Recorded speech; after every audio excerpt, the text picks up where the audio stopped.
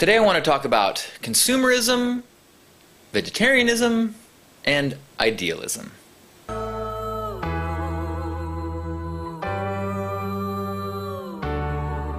want to start talking about the coconut milk ice cream that Pink Heart Camp brought to Burning Man.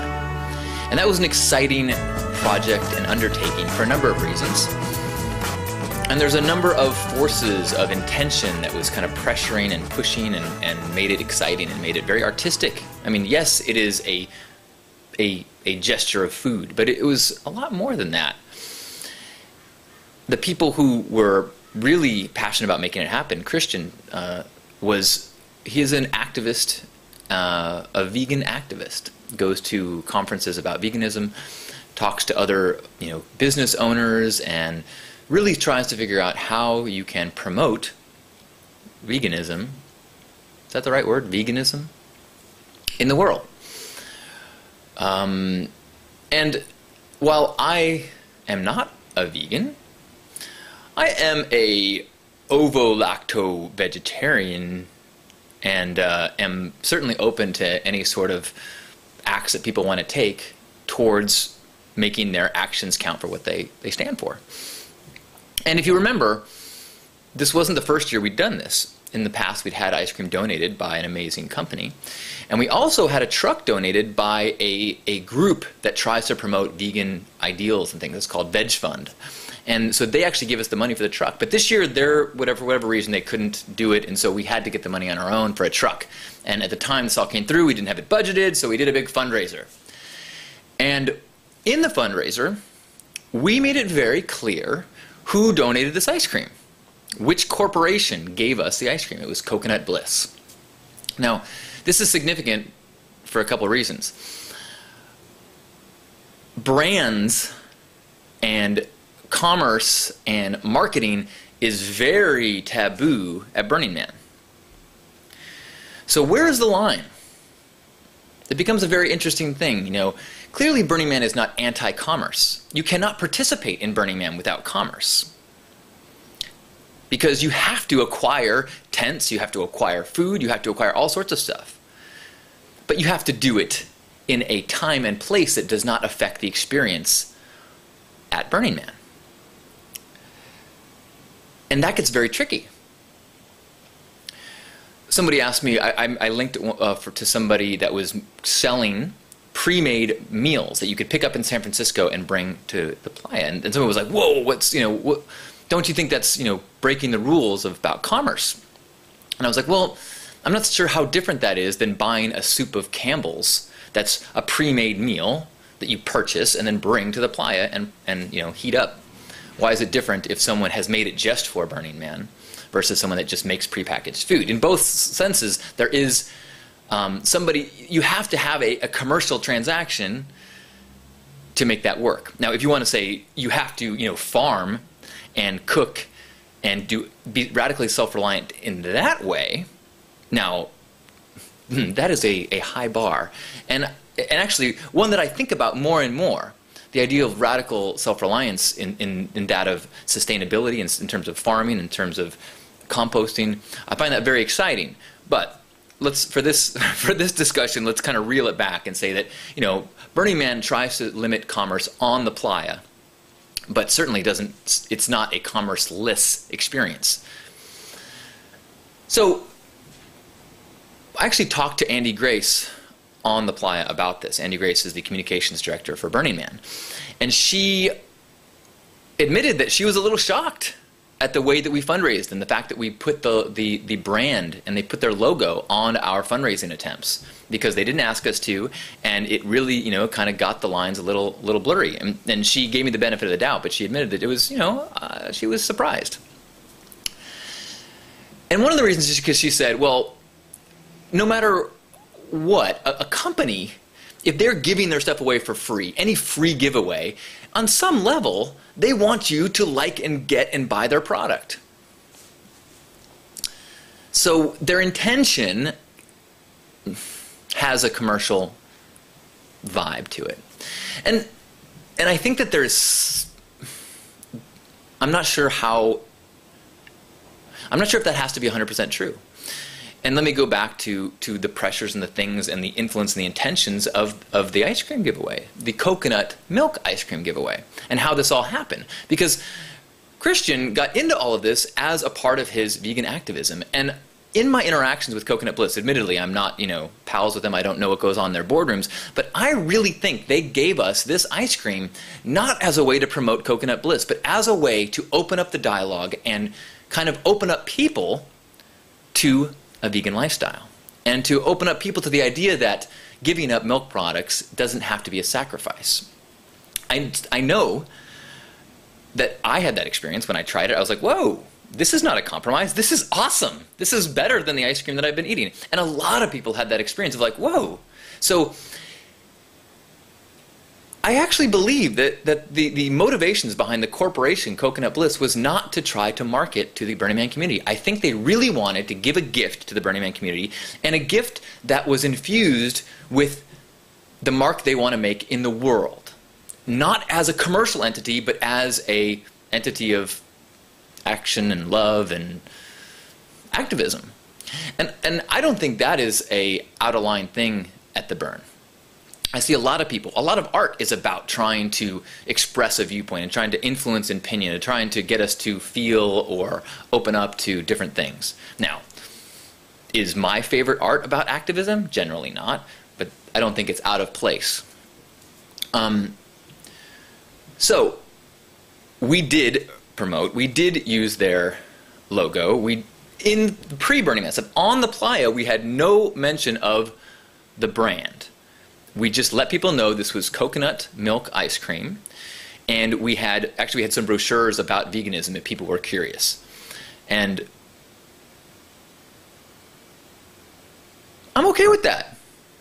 To me, that is an acceptable way of keeping things in their place. Commerce where it's supposed to be, and a commerce-free experience where it's supposed to be. The time and place is important. And this came up recently. I was having a conversation, a recorded conversation that we're starting to do for Anybeat, where Dimitri and I were discussing certain elements of the site that we're trying to create and do, and kind of our intentions, our philosophy behind some things. And so one of the things that we've built into our kind of expectations of the community is no marketing to one another.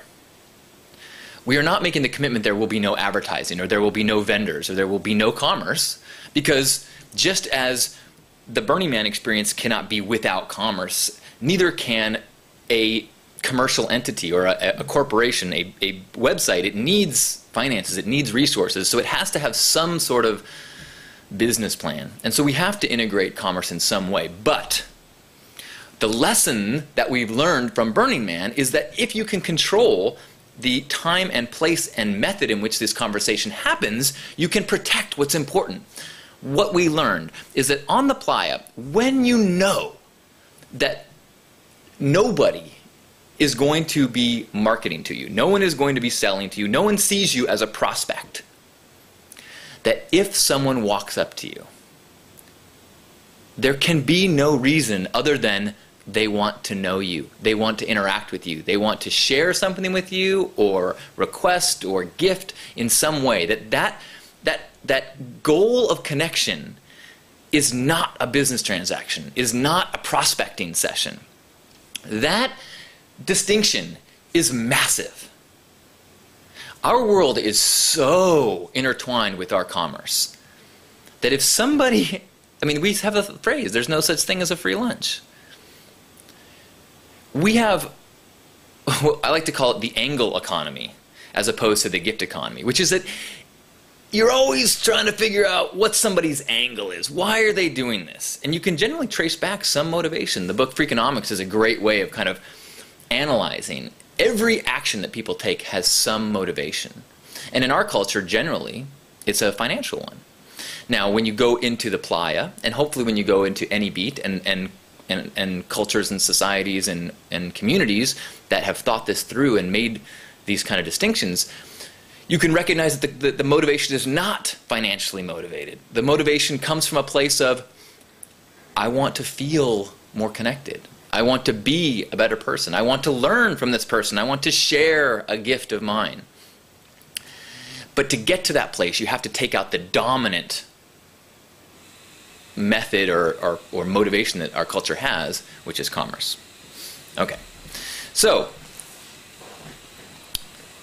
I'm trying to like weave a thread of different things and let's see if it works.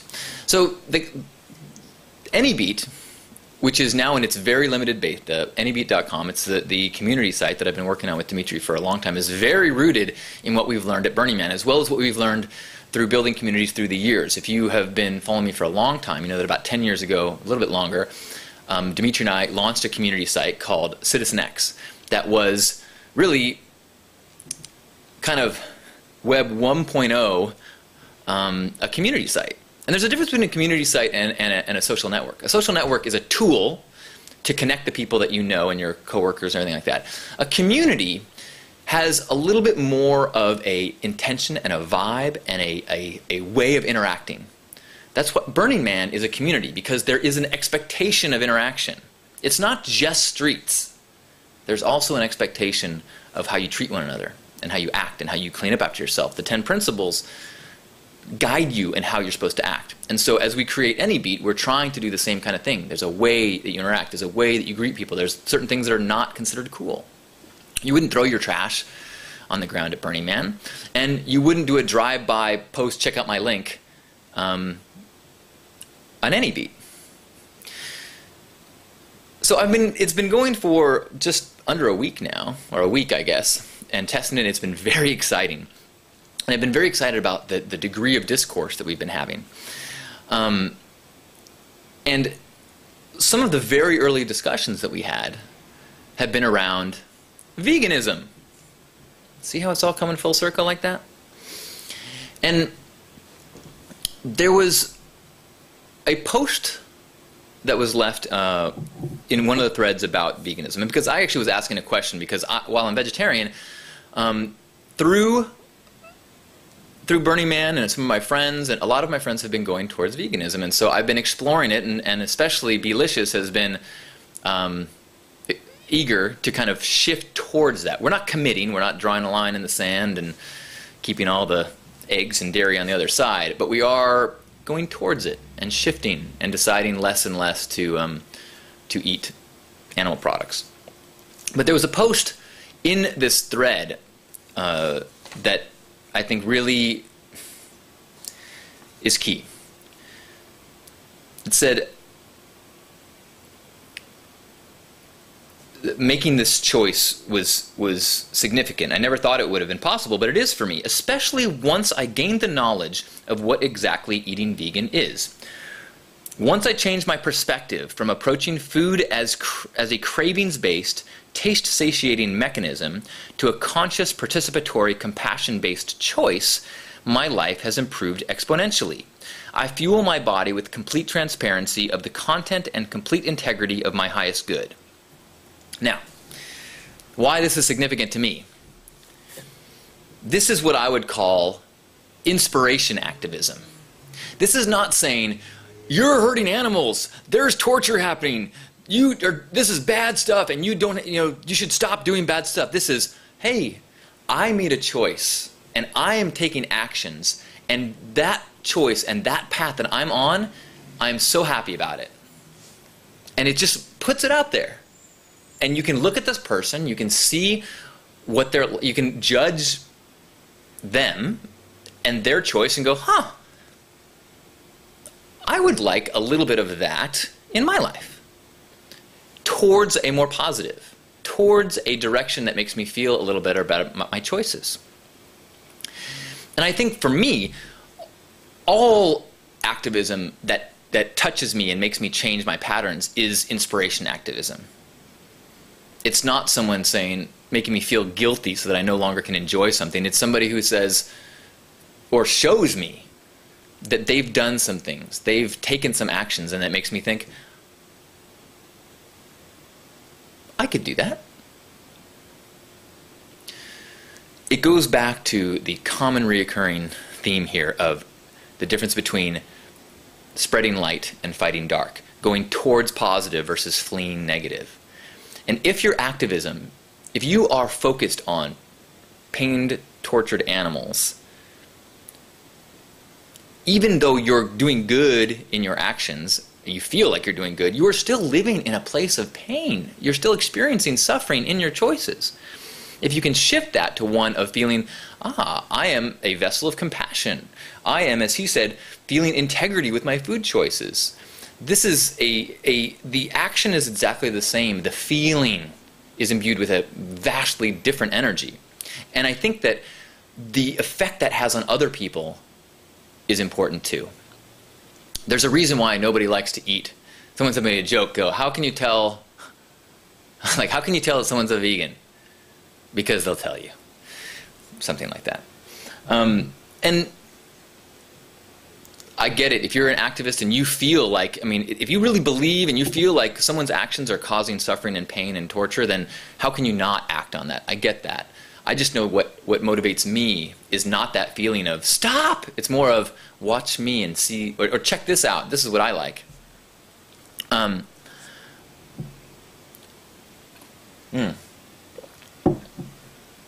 If you look at someone like Gandhi, their actions are inspiring because it's a personal choice according to ideals, and you see it and you go, whoa, that is some significant righteousness. That is inspiring. How can I facilitate this person? The same is the idea of the whole nonviolence and allowing to turn the other cheek and allowing someone to hit it. There's a significant difference between feeling like I shouldn't do that and recognizing, whoa, I don't want to get in the way of the righteousness of the person that is taking this path. That didn't make much sense. I don't always make sense. Okay. There is, oh, where did that go?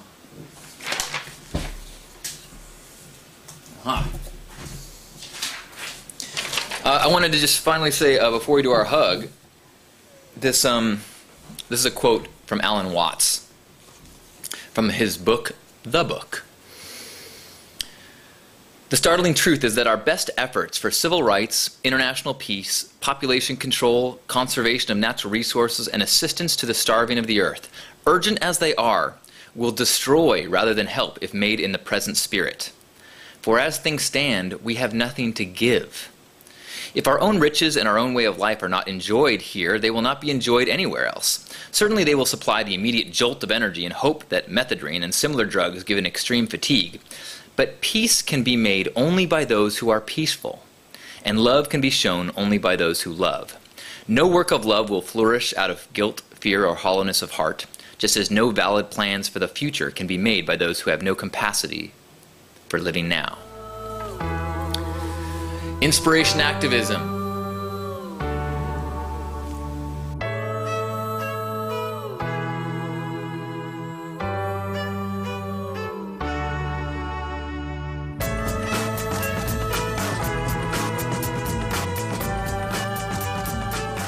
You only live once.